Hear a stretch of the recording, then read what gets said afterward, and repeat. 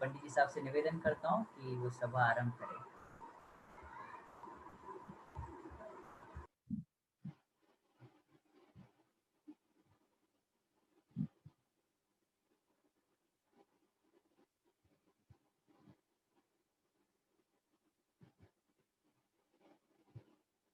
नमो अरिहन्ताणं नमो सिद्धाणं नमो आयर्याणं नमो उवच्छायाणं भूलुवे सवसाहुणम् मङ्गलं भगवान् वीरो मङ्गलं गौतमो गणी मङ्गलं कुन्द कुन्दाद्यो जैन धर्मोऽस्तु मङ्गलम् सर्वमङ्गल माङ्गल्यं सर्वकल्याणकारकं प्रधानं सर्वधर्माणां जैनं जयतु शाश्वती जैनं जयतु शाश्वती जैनं जयतु शाश्वती। आपने आप में आपको वर लिया चेतना को स्वयं मैं प्रकट कर लिया। हे विरागी प्रभु हे महावीर जिन आपके दर चरण मैं शतत नमन आपके दर चरण मैं शतत नमन।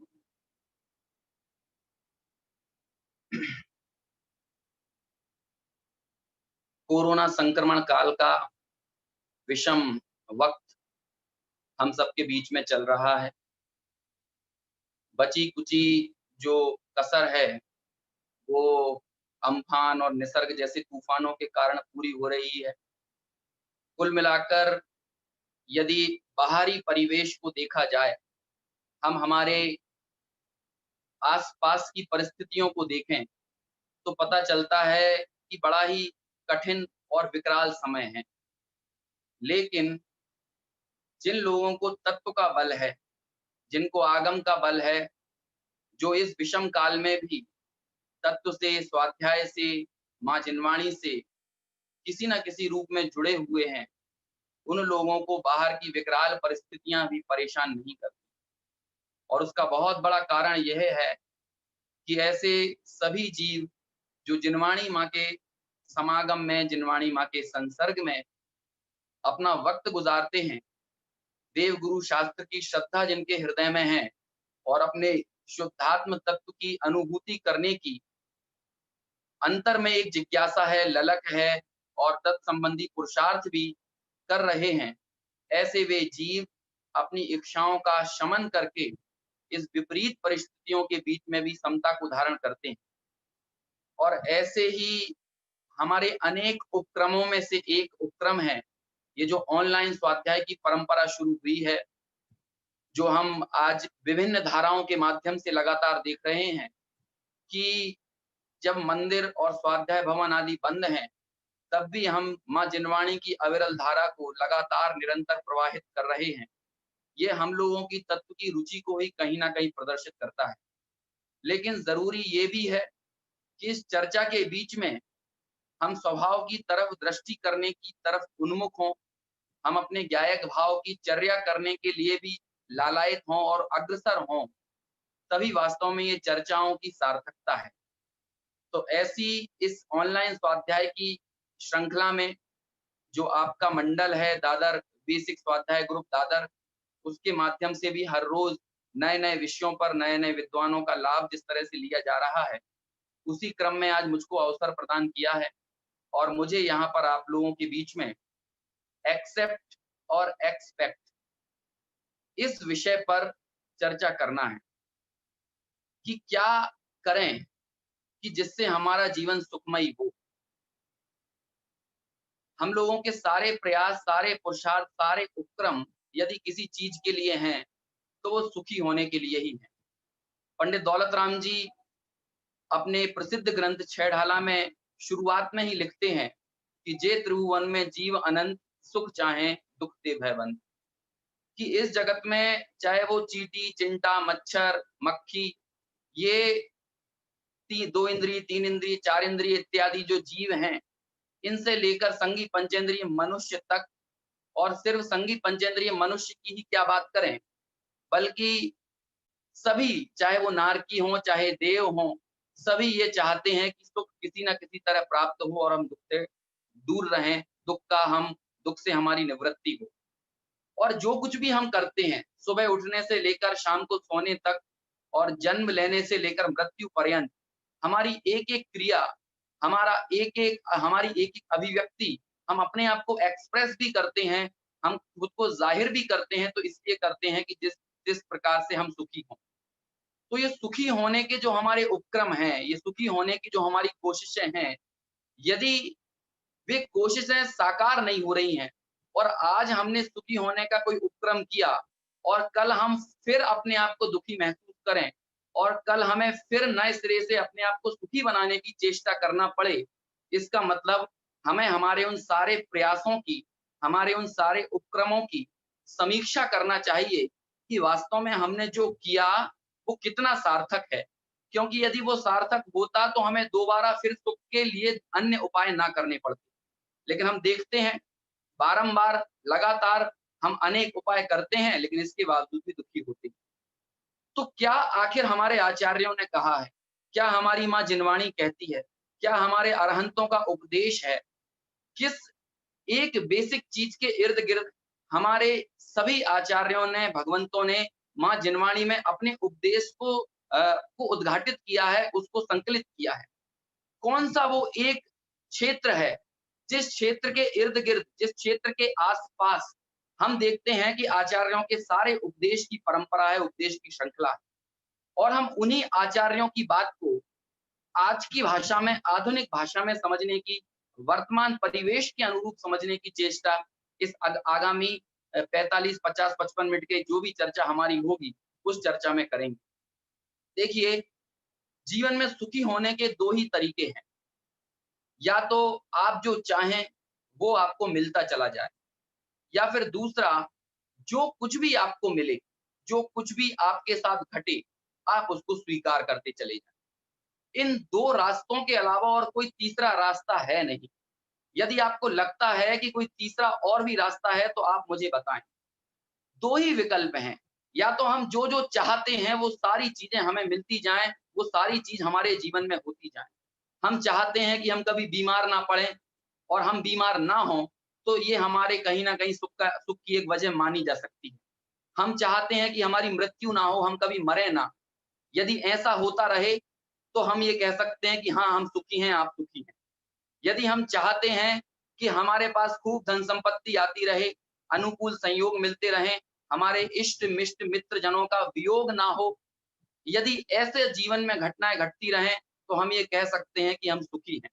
हम चाहते हैं कि भाई हमको ज़्यादा सर्दी ना लगे, हमको ज़्यादा गर्मी ना लगे, हमको भूख-प्यास के कारण परेशान ना होना पड़े। यदि ऐसा हम चाहते हैं और ऐसा हमारे साथ ताउम्र होता रहे, ज़िंदगी भर होता रहे, तो हम ये कह सकते हैं कि हम सुखी हैं। लेकिन विडंबना ये है, हम ये सारी कोशिशें करते हैं। हम कोशिशें करते हैं कि हमें कोई रोग ना हो, हमें कोई बीमारी ना तंग करे। हम कोशिशें करते हैं कि हमारी मृत्यु ना हो। हम कोशिशें करते हैं कि हमारी मन मर्जी की अनुकूल सामग्री हमें जीवन में मिलती रहे। हम कोशिशें करते हैं कि 56 प्रकार के इष्ट-मिष्ट भोजन हमें मिलते रहें। हम प्रयास करते हैं कि दुनिया भर को घूमते रहें, देखते रहें, मज़े में ज़िंदगी कटे, कोई अंतर मानसिक वेदना ना हो, समय पे नींद आए, समय पे भूख लगे, समय पे जीवन चले, मैं एकदम फिट रहूँ, मेरे चेहरे पर झुर्रियाँ ना आएँ, मेरे बाल ना पकें। ये सब हम चाहते हैं। मैं ये कुछ चंद एग्ज़ाम्पल आपको दे रहा हूँ, लेकिन आप सुबह से लेकर शाम तक की अपनी जीवनचर्या को देखें, तो हमारी कोशिशें यही रहती हैं कि हम जो चाहते हैं, वो हमारे साथ होता रहे। लेकिन समस्या ये है, विडंबना ये है कि हम चाहते हैं, वो होता कहाँ है। हम कोशिश करते हैं कि हम बीमार ना पड़ें, इसीलिए हम हर रोज़ सुबह उठकर मॉर्निंग वॉक करते हैं, योग करते हैं, व्यायाम करते हैं, लोग बाग जिम जाते हैं, है ना? जॉगिंग करते हैं, जो भी अपने अनुकूल जो संतुलित भोजन हमें करना चाहिए वैसा संतुलित भोजन करते हैं। लेकिन इतना सब करने के बावजूद भी जब हमारे शरीर का प्रतिकूल परिणमन होना हो, जरा से मौसम का बदलाव आना हो और इस जरा से बदलाव के बीच में हमारे शरीर की का जो अनुकूल परिणमन हम चाह रहे थे, वो सारा का सारा परिणमन हमारी इच्छाओं के प्रतिकूल हो जाता है, वो सब बदल जाता है। ज़रा से वायरल फीवर में हमारा शरीर एकदम झटक जाता है। ज़रा-सा बीमार हो, ज़रा से सर दर्द हो, ज़रा-सा जुकाम हो, ज़रा-सा खाँसी हो, हमारी सूरत बदल जाती है, हमारी शक्ल बदल जाती है। हम चाहते हैं कि हमारे बाल कभी ना पकें, हम चाहते हैं हमारी आँखें मजबूत रहें, हमारी कर्ण इंद्रिय मजबूत रहे, हमारी रसना इंद्रिय एकदम यथोचित रहे, हमारी स्पर्शन इंद्रिय के हमें विषय मिलते रहें। लेकिन ज़रा-सी परेशानियाँ आने पर, ज़रा-सा प्रतिकूल परिणमन होने पर, ये सारा का सारा इच्छाओं के अनुकूल हम जो चाहते थे, वो सारा परिणमन बदल जाता है और प्रतिकूल होने लगता है। हम हमारे एक पकते हुए बाल को भी काला बनाए रखने की चेष्टा नहीं कर पाते। बाहर से हम जो उपक्रम करते हैं वो वास्तव में सच्चे उपक्रम नहीं है। सच्चा उपक्रम तो ये है कि आपके बाल अंदर से ही ना पकें, आपके बाल ना झड़ें। लेकिन आप बाहर से उपक्रम करके उस पर डाई कर लें या आप विग लगवा लें या हेयर ट्रांसप्लांट करवा लें, ये कोई उपाय नहीं है। क्यों? क्योंकि ये जब जो हमको जन्म से जो इंटरनल कैपेसिटी मिली थी, वही जब हमारा साथ नहीं दे पाती, तो हम बाहर से जो कुछ भी ओढ़ने की कोशिश करते हैं, बाहर से जो कुछ भी ग्रहण करने की कोशिशें करते हैं, वे कोशिशें भी कहाँ तक कितनी सार्थक हो सकती हैं। कुल मिलाकर कहने का अभिप्राय ये है कि आप अपने पूरे जीवन का चित्र देखिए, आप अपने पूरे जीवन का सांगोपांग विचार कीजिए। क्यों? क्योंकि हम सिर्फ चर्चा करके बात को छोड़ दें और आधे 1 घंटे की इस चर्चा में आपको थोड़ी-सी मानसिक तृप्ति मिल जाए, आपको ये लगने लगे कि हाँ, हमने थोड़ा धर्म कर लिया, तो फिर इतना मात्र ठीक नहीं। वास्तव में जिनवाणी क्या कहती है, किन चीज़ों पर विचार करने के लिए हमें प्रेरित करती है, यदि उस संबंधी हमारा चिंतन ना हो, यदि उस संबंधी हम विचार ना करें, तो फिर समझिए कि ये सारे जो स्वाध्याय की श्रृंखला है, ये स्वाध्याय की परिपाटी है, उसे सार्थक नहीं माना जा सकता। फिर तो ये हमने एक परंपरा को निभा लिया, इससे ज़्यादा और कुछ नहीं। अब हम विचार तो करें कि जिनवाणी कहती है कि जो दुःख संसार में अपने स्वरूप को भूलने के कारण हमें भोगना पड़ रहे हैं, वे दुःख वास्तव में हम पे वैसे बीतते हैं या नहीं बीतते हैं। जो दुःख हमें संसार को, शरीर को, संयोगों को अपना मानने के कारण, उनमें सुख बुद्धि के कारण जो हमें भोगना पड़ते हैं, क्या वे दुःख ऐसे ही हम पे बीतते हैं या नहीं बीतते हैं? यदि ऐसे नहीं बीतते हों, तो विचार करना और यदि बीतते हों, तो विचार करना और यदि ऐसे ही बीतते हैं, तो हम उन दुखों से बचने का जो उपाय करते हैं, वो उपाय कितना सार्थक है, ज़रा इस बारे में भी विचार करना। अब हम क्या-क्या करते हैं और शुरुआत से लेकर, जन्म से लेकर मृत्यु तक यही हम कोशिश करते हैं। हम हमारे बच्चों को भी यही कोशिश करने की प्रेरणा देते हैं। हमारे बच्चे, हमारी आने वाली पीढ़ियाँ भी यही प्रयास करती हैं। वो स्कूल जाती हैं, कॉलेज जाती हैं, शिक्षा ग्रहण करती हैं, नौकरी करती हैं, व्यवसाय करती हैं, बड़े-बड़े मोटे करोड़ों अरबों रुपए के उनके पैकेजेज़ होते हैं। उस पैकेज के माध्यम से, उस धन संपत्ति के माध्यम से वो अनुकूल सामग्री अपने जीवन में जुटाते हैं। लेकिन ज़रा विचार करिए, इतनी सामग्री, इतनी अनुकूल संपदा, अनुकूल परिस्थितियाँ जुटाने के बावजूद भी, क्या उनके जीवन में उनकी मानसिक वेदना, उनकी मानसिक अशांति कहीं खत्म होती है?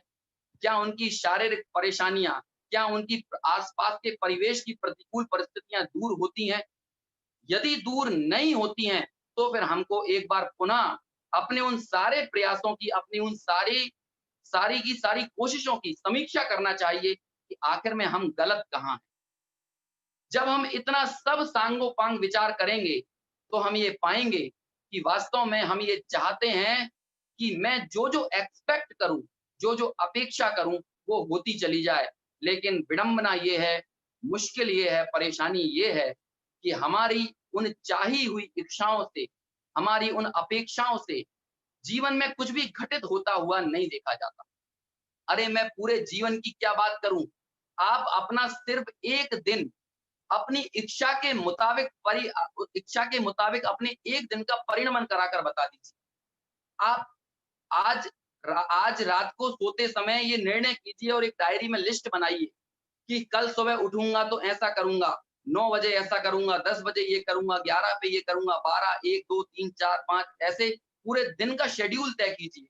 और आप अपनी इच्छा के अनुसार उस दिन को चलाने की कोशिश कीजिए, आप पाएँगे कि आप एक दिन को भी अपनी इच्छा के अनुसार परिणमित नहीं करा पाते। आप अपनी इच्छा के अनुसार क्रियाएँ नहीं कर पाते। कहीं न कहीं कोई न कोई विषम बाधाएँ आती हैं। कोई न कोई चीज़ जीवन में ऐसी घटित होती है कि जो हमारे इच्छा के प्रतिकूल होता है। और वास्तव में तो हम 100 यदि इच्छाएँ करते हैं, तो उनमें से 99.9999% है ना? इतनी इच्छाएँ तो हमारे इच्छाओं के अनुरूप परिणमन होता ही नहीं, प्रतिकूल परिणमन होता है। और उनमें से 0.0001% हम ये कह सकते हैं कि वो परिणमन हमारे मन मुताबिक होता है, हमारी इच्छा के अनुसार होता है। और वो उतने से 0.0001% वो जो छोटा-सा परिणमन है, वो परिणमन यदि हमारे अनुकूल हो जाता है, तो हमारे अंदर ऐसा अहंकार आ जाता है कि मैं इस पूरी दुनिया को बदल सकता हूँ। मैं अपने पूरे जीवन को अपनी मर्ज़ी से चला सकता हूँ। मैं समाज को चला सकता हूँ, मैं देश को चला सकता हूँ, मैं अपने परिवार को चला सकता हूँ, मैं अपने पुत्रों का, अपनी पुत्रियों का, अपने घर का, सारी चीज़ों को, इन सारे रिश्ते-नातों को मेरी इच्छा के अनुसार परिणमा सकता हूँ। मैं अपने आप को तो छोड़ो, बल्कि अपने परिवार के लोगों को संयोगों से सुखी बना सकता हूँ। अरे विचार तो कीजिए भाई, ये कैसा दंभ हमारा है और इस दंभ के परिणाम स्वरूप आखिर हमने कैसे-कैसे राग द्वेष का परिणमन हमारे जीवन में हुआ है। कितनी प्रतिकूल परिस्थितियाँ जन्मी हैं, कितना कषायों का आविर्भाव हमारे इस विपरीत सोच के कारण हुआ है। कुल मिलाकर कहने का अभिप्राय ये है कि हम जो एक्सपेक्ट करते हैं, वो एक्सपेक्टेशंस हमारी 0.001% से भी कम हमारी पूरी हो पाती हैं। तो जितनी हमारी एक्सपेक्टेशन पूरी नहीं होती, उसका परिणाम क्या निकलता है?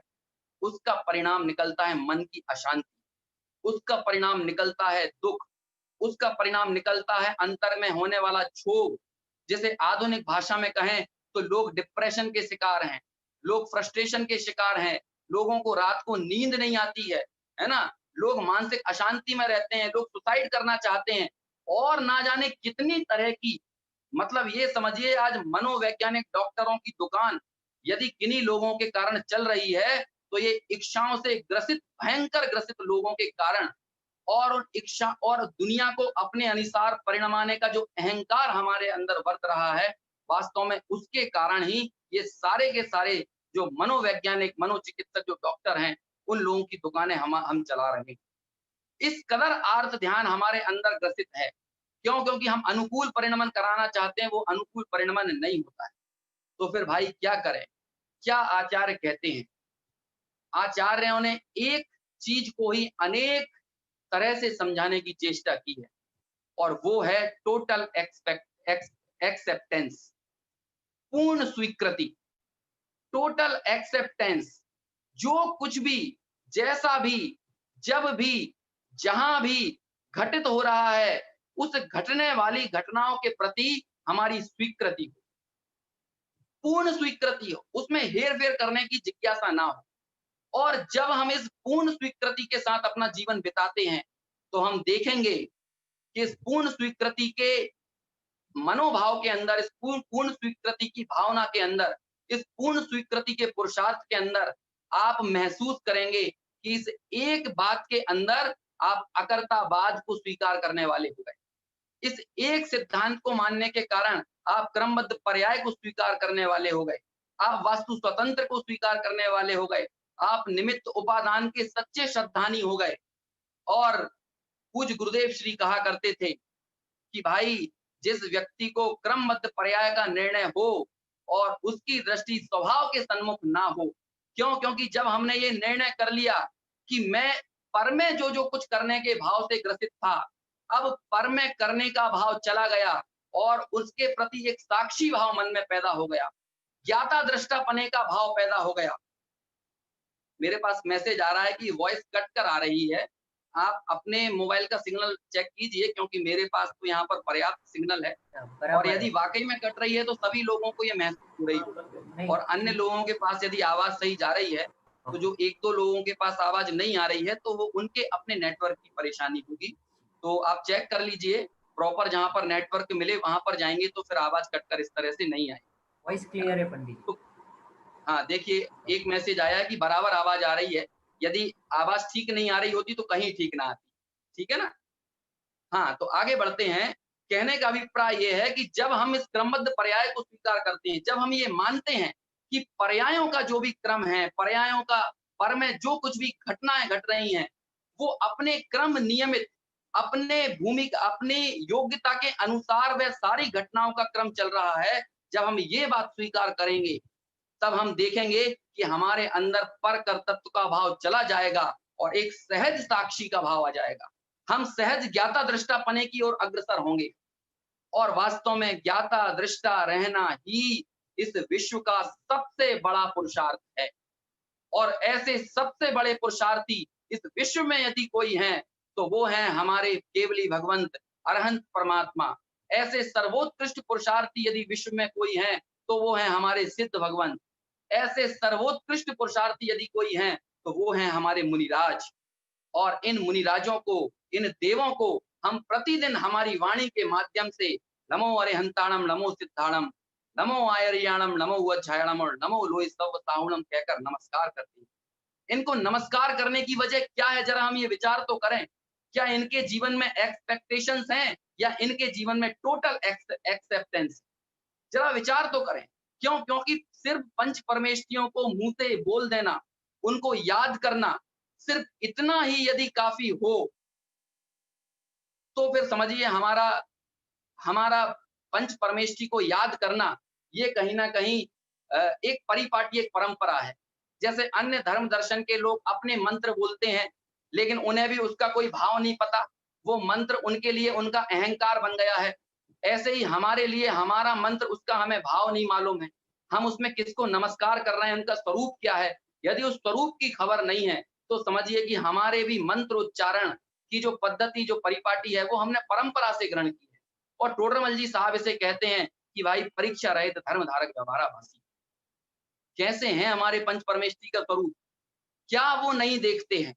क्या पंच परमेष्ठी ये अरहंत सिद्ध के ज्ञान में, केवली भगवान के ज्ञान में ये नहीं आ रहा होगा कि इस पूरे विश्व में एक कोरोना नाम की महामारी आएगी और उस कोरोना नाम की महामारी से इतने लाख लोगों की मृत्यु होगी, इतने लाख लोग इससे पीड़ित होंगे, पूरी दुनिया का आवागमन रुक जाएगा, पूरी दुनिया में लॉकडाउन कर दिया जाएगा, पूरी दुनिया में लॉकडाउन हो जाएगा तो कितने मजदूर, श्रमिक, अनेक स्थानों पर फंसे हुए लोग कितने परेशान होंगे, लोगों के सामने आजीविका का संकट आ जाएगा। लेकिन सोचिए तो सही, हमारे भगवान इतना सब जानने के बावजूद भी क्या करते हैं?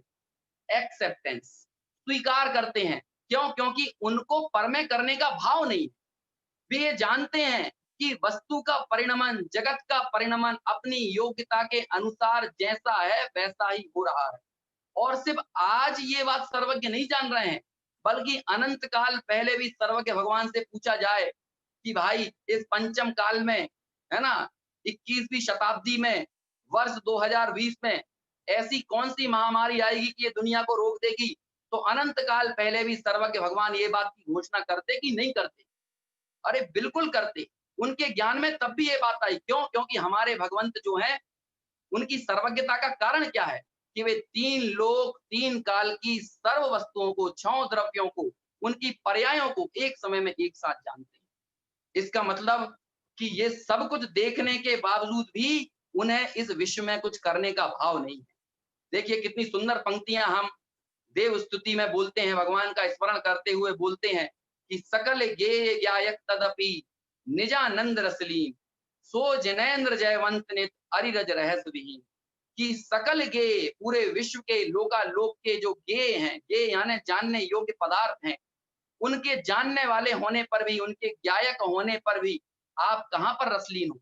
आपको दुनिया का मजा नहीं आ रहा है, आपको अपने स्वभाव का रस आ रहा है, आप अपने आत्म स्वभाव में स्थित हो। लेकिन हम लोग क्या करते हैं?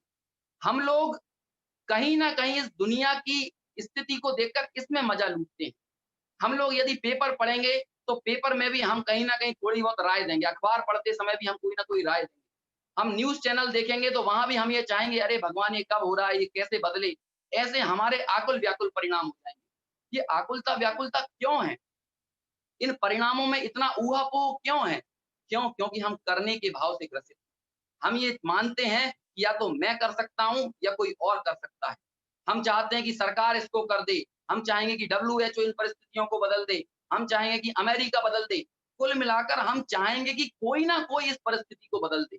लेकिन जो ज्ञानी होते हैं, वे ना सिर्फ अपने जीवन की घटनाओं को, बल्कि समूचे लोक की घटनाओं के प्रति भी साक्षी भाव से ग्रस्त रहते हैं। उनमें एक टोटल एक्सेप्टेंस का, पूर्ण स्वीकृति का भाव रहता है।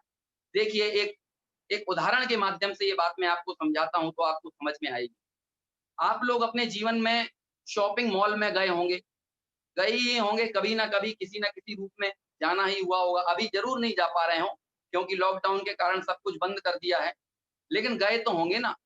और आप अपने जीवन जीवन में म्यूज़ियम में भी गए होंगे, संग्रहालय जो होते हैं ना, वहाँ भी गए होंगे। अब आप देखिएगा कि जब आप म्यूज़ियम में जाते हैं, तो आपकी अंतर्वृत्ति कैसी होती है? और जब आप शॉपिंग मॉल में जाते हैं, तो आपकी अंतर्वृत्ति कैसी होती है? इन 2 एग्ज़ाम्पल के ज़रिए मैं एक्सेप्टेंस और एक्सपेक्टेशन, इसको मैं समझाना चाहता हूँ। जब हम म्यूज़ियम में, संग्रहालय में जाते हैं, तो हमारे अंदर साक्षी भाव होता है, पूर्ण स्वीकृति का भाव होता है। उस म्यूज़ियम के अंदर कुछ चीज़ें टूटी-फूटी रखी होती हैं, तो भी हमें कोई परेशानी नहीं होती। उस म्यूज़ियम के अंदर कुछ चीज़ें कुरूप होती हैं, सुंदर नहीं होती, तो भी हमें कोई परेशानी नहीं होती। उस म्यूज़ियम में कुछ वस्तुएँ बहुत सुंदर होती हैं, है ना? तो भी हमें कोई परेशानी नहीं होती। कुछ चीज़ें नई होती हैं, कुछ चीज़ें पुरानी होती हैं, है ना? तो भी हमें कोई परेशानी नहीं होती। क्यों? क्योंकि हमारे मन में सिर्फ़ एक यही भाव रहता है कि मैं तो सिर्फ़ इनको देखने के लिए आया हूँ, इसको ग्रहण करने के लिए नहीं आया हूँ, इसको बदलने के लिए नहीं आया हूँ। क्यों? क्योंकि अज्ञानी की सिर्फ़ जो मान्यताएँ हैं, वो हटाना, मिटाना और जुटाना, ये 3 तरह की प्रवृत्तियाँ रहती हैं। कौन से 3 शब्द बोले? या तो इसको हटाओ, या इसको मिटाओ, या इसको जुटाओ। देखिए, हम सब यही चाहेंगे, प्रतिकूल परिस्थितियों को हटाओ, हमारे दुश्मनों को मिटाओ, है ना? और अनुकूल वस्तुओं को जुटाओ, धन को जुटाओ, पैसों को जुटाओ, रिश्तों-नातों को जुटाओ। इस तरह से हटाओ, मिटाओ और जुटाओ। इन 3 वृत्तियों से ही हम निरंतर ग्रसित रहते हैं। लेकिन जब आप म्यूज़ियम के अंदर जाते हैं, तो ना वहाँ की कोई वस्तु को हटाना चाहते हैं, ना वहाँ की कोई वस्तु को मिटाना चाहते हैं और ना वहाँ की कोई वस्तु को जुटाना चाहते हैं। आप उसको स्वीकार करते हैं। सिर्फ़ एग्ज़ाम्पल को एग्ज़ाम्पल की तरह लीजिए। हालाँकि ये नहीं समझिए कि जब हम म्यूज़ियम के अंदर गए तो सम्यक दृष्टि हो गए, है ना? ऐसा नहीं है। वास्तव में अभिप्राय की भूल तो उस समय भी चलती रहती है। सिर्फ़ एक एग्ज़ाम्पल के ज़रिए समझा रहा हूँ कि ज्ञानी के लिए दुनिया म्यूज़ियम की तरह होती है ना? और जब हम शॉपिंग मॉल के अंदर जाते हैं, तब हमारे मन में क्या भाव रहता है कि जब हम शॉपिंग मॉल में जाएँ, तो सोचते हैं जो चीज़ हम खरीद सकते हैं, उनको खरीदते हैं, उनको लेते हैं और जो चीज़ खरीद नहीं भी सकते, वहाँ भी हमारे मन में ये भाव चलता है, काश थोड़े पैसे और होते तो इसको ले लेता। या फिर वहाँ हम ये संकल्प करेंगे, अगली बार आऊँगा तो ये लेके जाऊँगा। मतलब जो वस्तु हम ग्रहण कर सकते हैं, उसको तो ग्रहण करते ही हैं और जो ग्रहण नहीं करते, उसमें भी ग्रहण करने के भाव से ग्रसित रहते हैं। उसमें भी कुछ ना कुछ करने के, उसको भोगने के, उसके एकत्व के, उसके ममत्व के, उसकी प्रीति के, वहाँ जाकर निरंतर हमारी जो चर्या चलती है शॉपिंग मॉल में, ये चीज़ बहुत सुंदर है, ये बहुत अच्छी है, ये इस पे अच्छी लगेगी, ये उस पे अच्छी लगेगी, ये मैं शादी के लिए ले जाऊँगी, ये मैं बर्थडे के लिए ले लूँगा, है ना? ये मैं अपने दोस्त के लिए लूँगा, ये अपने पुत्र के लिए लूँगा, ये अपनी पत्नी के लिए लूँगा। इस तरह का भाव हमारे अंदर चलता ही रहता है। ये हम इच्छाओं से ग्रसित रहते हैं। समझ लीजिए कि ज्ञानी और अज्ञानी में जो फ़र्क है, वो कुछ ऐसा ही है। अज्ञानी का इस दुनिया में प्रवर्तन ठीक वैसा है, जैसे वो शॉपिंग मॉल के अंदर चल रहा हो। वो दुनिया के अज्ञानी के लिए दुनिया शॉपिंग मॉल की तरह है, जहाँ पर ये कुछ ना कुछ ग्रहण करना चाहता है, कुछ छोड़ना चाहता है, कुछ लेना चाहता है ना? कुछ हटाना चाहता है, कुछ मिटाना चाहता है, कुछ जुटाना चाहता है। लेकिन ज्ञानी इस दुनिया को कैसे भोगते हैं, दुनिया में कैसे रहते हैं कि भाई जैसे एक म्यूज़ियम के अंदर हो, संग्रहालय के अंदर हो, यहाँ जो वस्तु जैसी है, उसे उस रूप में ही स्वीकार करके अपने चैतन्य में परम शांति का अनुभवन करते हैं, अपने समता भाव को पुष्ट करते हैं। क्योंकि इसके अलावा कोई सुखी करने का और अन्य कोई मार्ग वास्तव में है नहीं। यदि आपको ऐसा कोई अन्य मार्ग लगता हो तो आप विचार करके देखिए। शांति से इस चीज़ को सोचिए। क्यों? क्योंकि अपेक्षा की जो परिपाटी है वो कैसी है कि अपेक्षा से उपेक्षा, उपेक्षा से दुख और दुख ही संसार। वास्तव में संसार इस दुनिया में नहीं है। संसार कहाँ है? संसार हमारी अपेक्षाओं में, संसार हमारी एक्सपेक्टेशंस में है। जितनी जितनी अपेक्षाएं शमित होती जाती हैं, अपेक्षाएं घटती जाती हैं, बिलाती जाती हैं, इच्छाएं समाप्त होती जाती हैं, वैसे वैसे हम देखते हैं कि अपेक्षा घटी मतलब उपेक्षा भी घटी। हम हमारे पुत्र से अपेक्षा करेंगे और जब उसकी उपेक्षा होगी तो हमें दुख होगा। जब हमारी पत्नी से अपेक्षा करेंगे और उसकी उपेक्षा होगी तो हमको दुख होगा। जब हम हमारे व्यवसाय से, हमारे मित्रों से, समाज से, देश से, प्रधानमंत्री से, राष्ट्रपति से, दुनिया से, इनसे जब हम अपेक्षा करेंगे और उसकी उपेक्षा होगी तो दुख होगा। और जब उपेक्षा होगी तो सिर्फ दुख ही नहीं होगा, उसके परिणाम स्वरूप हमको इनके प्रति द्वेष होगा, राग होगा। अपेक्षाओं की पूर्ति होगी तो राग होगा, अपेक्षाओं की पूर्ति नहीं होगी तो द्वेष होगा। आप विचार तो कीजिए, ये राग द्वेष का संसार चलता किसके कारण है? अपेक्षाओं के कारण, इच्छाओं के कारण। टोडरमल जी साहब ने इतनी सुंदर बात कही कि वास्तव में नरक गति में दुख और स्वर्ग में सुख, जो जिनवाणी में इस तरह का वचन आता है, वो वचन भी संयोगों के कारण नहीं आता। आप पढ़िए मोक्ष मार्ग प्रकाशक के 72 नंबर के पेज पर टोडरमल जी साहब ने ये इन पंक्तियों को उद्धृत किया है कि नरक में दुख और स्वर्ग में सुख, वहां पर संयोगों की अनुकूलता और प्रतिकूलता के कारण नहीं है, बल्कि वो दुख का कारण यदि कोई है, देखिए आपकी स्क्रीन पर निकाल भी दिया, 72 नंबर का पेज निकालिए। हाँ, सॉरी 71 नंबर का, 71 निकालिए। 71 नंबर का पेज, सेकंड पैराग्राफ। ये देखिए, हम स्क्रीन से ही पढ़ेंगे तो बात समझ में आएगी। देखिए और ऊपर कीजिए, नीचे से सेकंड पैराग्राफ। हाँ देखिए, ये देखिए आ गए, नारकी दुखी, नारकी दुखी और देव सुखी कहे जाते हैं, वह भी इच्छा की ही अपेक्षा कहते हैं। हमको क्या लगता है नरक में दुख क्यों है? हमें लगता है नरक में दुख इसीलिए है कि वहां पर तो तिल तिल करें देह के खंड, असुर भिड़ावें दुष्ट प्रचंड है, या तीन लोक को नाजजू खाए, मिटे ना भूख कड़ा ना लहाए। अरे भाई, इसलिए नहीं है। वास्तव में वहां पर उनकी इच्छा ज्यादा है, नारकियों की इच्छाएं ज्यादा हैं और संयोग अनुकूलताएं कम हैं। इच्छाएं ज्यादा होना और संयोग अनुकूलताओं का कम होना वास्तव में दुख का कारण वो इच्छाएं हैं। और देवगति के जो जीव हैं वो मंद कषाई होते हैं, नारकी तीव्र कषाई होते हैं। तो जो मंद कषाई हैं, तो मंद कषाय होने से उनको सुख भी ज्यादा होगा। देखिए आगे कितनी सुंदर पंक्तियां हैं, नारकी दुखी और देव सुखी कहे जाते हैं, वह भी इच्छा ही की ही अपेक्षा कहते हैं, क्योंकि नारकियों को तीव्र कषाय से बहुत इच्छा है और देवों के मंद कषाय से थोड़ी इच्छा है। तथा मनुष्य त्रियंचों को भी, सिर्फ नारकी और देवों की ही बात नहीं है, मनुष्यों में भी ये बात लागू होती है, हम सब में भी ये बात लागू होती है कि मनुष्य त्रियंचों को भी सुखी दुखी इच्छा ही की अपेक्षा जानना, उनको संयोगों की अपेक्षा सुखी दुखी नहीं जानना।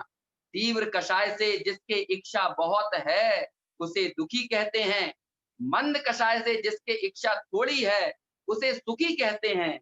परमार्थ से दुख ही बहुत थोड़ा है, बहुत या थोड़ा है, सुख नहीं है। कितनी सुंदर पंक्ति, ये तो समझिए टोडरमल जी की कुछ जो ट्रेडमार्क लाइनें हैं ना, उनमें से एक है कि संसार में भैया सुख तो कहीं है ही नहीं, है ना? दुख ही कम या ज्यादा है। जब हमारी इच्छाओं के अनुसार अनुसार परिणमन होता है, तो हमको सुख जैसा महसूस होता है, लेकिन वास्तव में वो दुख का कम होना है। और जब इच्छाओं के अनुसार परिणमन नहीं होता और हम तीव्र कषाई होते हैं, तो वो दुख का बढ़ना है। इस संसार में दुख ही कम ज्यादा है, सुख तो है ही नहीं। देवादिकों को भी सुखी मानते हैं, वह भी भ्रम ही है। यदि कोई को लगता है कि जन्नत में सुख है, स्वर्ग में सुख है, तो वो भी भ्रम है। वास्तव में उनकी चौथी इच्छा की मुख्यता है, इसलिए आकुलित हैं। ये चौथी इच्छा का मतलब क्या हुआ कि टोडरमल जी साहब ने 4 प्रकार की इच्छाओं का विवेचन किया। इससे ही जो पहले जो पेज था ना, उस पर 4 इच्छाएं बताई। उसमें एक विषय सेवन की इच्छा थी, एक कषायों की इच्छा थी, है ना? किसी को दुखी बना देना, किसी को हीन कर देना, किसी पर क्रोधित हो जाना, इस तरह कषाय करने की इच्छा। और ये विषय ग्रहण की इच्छा, मतलब अमुक को देखने की, अमुक को सुनने की, अव्यक्त को जानने की, इस तरह की जो इच्छा है वो विषय ग्रहण की इच्छा है।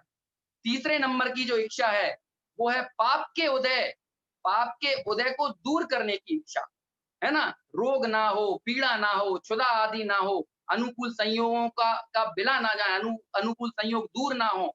इस तरह पाप के उदय को दूर करने की इच्छा, वो तीसरे नंबर की इच्छा है। और चौथे नंबर की इच्छा क्या है कि जो हमें अनुकूल सामग्री मिली है, जो हमें पुण्य सामग्री मिली है, या जो अन्य जो ऊपर की 3 इच्छाएँ हैं, उन 3 इच्छाओं के अनुसार प्रवर्तन होना। ये पुण्य के उदय, इसको चौथे प्रकार की इच्छा बोलते हैं, पुण्य का उदय बना रहना। इस पुण्य के उदय की इच्छा है। इस तरह देव भी इस चौथे प्रकार की इच्छा से ग्रसित हैं। क्यों? क्योंकि जब उन देव गति के जीवों को का मरण नज़दीक आता है, तब वे देव गति के जीव आकुलित व्याकुलित होते हैं और इतने संक्लेश परिणाम करते हैं कि उन संक्लेश परिणामों के कारण उन्हें त्रियंच गति में जाना पड़ता है। एकेंद्रिय स्थावर पर्याय उनको प्राप्त होती है। तो इस तरह हम कुल देखते हैं कि अनेक आचार्यों ने, भगवंतों ने जो बात हमारे लिए कही है, वो यही कही है कि इस दुनिया में दुःख का कारण यदि कोई है, तो वो है इच्छा या अपेक्षा या एक्सपेक्टेशंस। अब देखिए आज के समय में कमाल की बात क्या है? आज क्या होता है कि हमने इच्छा को या अपेक्षा को एक बहुत अच्छा नाम दे दिया है ना? जब आप किसी से कहेंगे कि भाई तेरे को डिज़ायर बहुत है, तो हमको बुरा लगेगा। अब हम क्या करते हैं? हमने इसको एक अच्छा नाम दे दिया है। हमने क्या नाम दिया है? हमने इसका नाम दिया महत्वाकांक्षा, या इसको इंग्लिश में बोलते हैं एम्बिशन, है ना? तो हम अपने बच्चों को बोलते हैं बी एम्बिशियस, एम्बिशियस बनो, एम्बिशन करो, है ना? यदि तुम्हारी महत्वाकांक्षाएँ नहीं है, आगे बढ़ने की ख्वाहिश नहीं है, तो समझ लो तुम जीवन में कुछ ना कर पाओगे। भाई साहब, ये महत्वाकांक्षा भी इच्छाओं के स्वरूप पर हमने इसको रंग-रोगन करके, इसको चमका-धमका कर आज की पीढ़ी के सामने, युवा पीढ़ी के सामने, वर्तमान की दुनिया में हमने एक नए तरीके से इच्छाओं का ही प्रचार किया है। आप ज़रा विचार कीजिए, महत्वाकांक्षा कौन-सी होती है? लोगों लोगों की क्या महत्वाकांक्षा है? लोग यही कहेंगे ना कि भाई मैं मेरा इस समय 1 लाख रुपए पैकेज है, तो मैं भई 5 लाख रुपए पैकेज हो जाए, या 5 लाख है तो 50 लाख रुपए हो जाए। मैं बहुत एम्बिशियस हूँ। मेरे पास अभी तो भाई एक होंडा सिटी गाड़ी है, मेरा सपना है कि मैं बीएमडब्ल्यू खरीदूँ। तो ये क्या होगा? अरे भाई बहुत एम्बिशियस है ये आदमी, है ना? हम उसको समझेंगे कितना आगे बढ़ने की इसके अंदर जिज्ञासा है। मेरी ख्वाहिश है कि मैं इस कंपनी का बॉस बनूँ। मेरी ख्वाहिश है कि शहर की सबसे पॉश लोकेशन पर मेरा एक आलीशान 4 मंजिल का मकान हो। ये सारी ख्वाहिशें, हम इनको क्या कहते हैं? इसको दुनिया आज एम्बिशन कहती है। ज़रा विचार तो करो, ये एम्बिशन उन इच्छाओं से, अपेक्षाओं से, एक्सपेक्टेशन से अलग है या उनका ही एक रूप है? हमने सिर्फ शब्द बदल दिया है। अरे भाई, जब हम आचार्यों की वाणी सुनने जाएँगे, तो उसमें तो इतनी सूक्ष्म बात कहते हैं कि सम्यक दृष्टि जीव या ज्ञानी जीव मोक्ष की भी अपेक्षा या इच्छा नहीं करता। सम्यक दर्शन की भी अपेक्षा या इच्छा नहीं करता। वो तो शास्त्रों में इस तरह के जो कथन आते हैं कि सम्यक दर्शन प्राप्त करने का उपाय करो, ये तो प्रेरणा के उद्बोधन हैं, लोगों को प्रेरित करने के उद्बोधन हैं। लेकिन जब हम हमारे स्वरूप के नज़दीक जाते हैं, जब हमें पता चलता है कि मेरा स्वरूप क्या है, क्या मैं इन शरीर, संयोगों,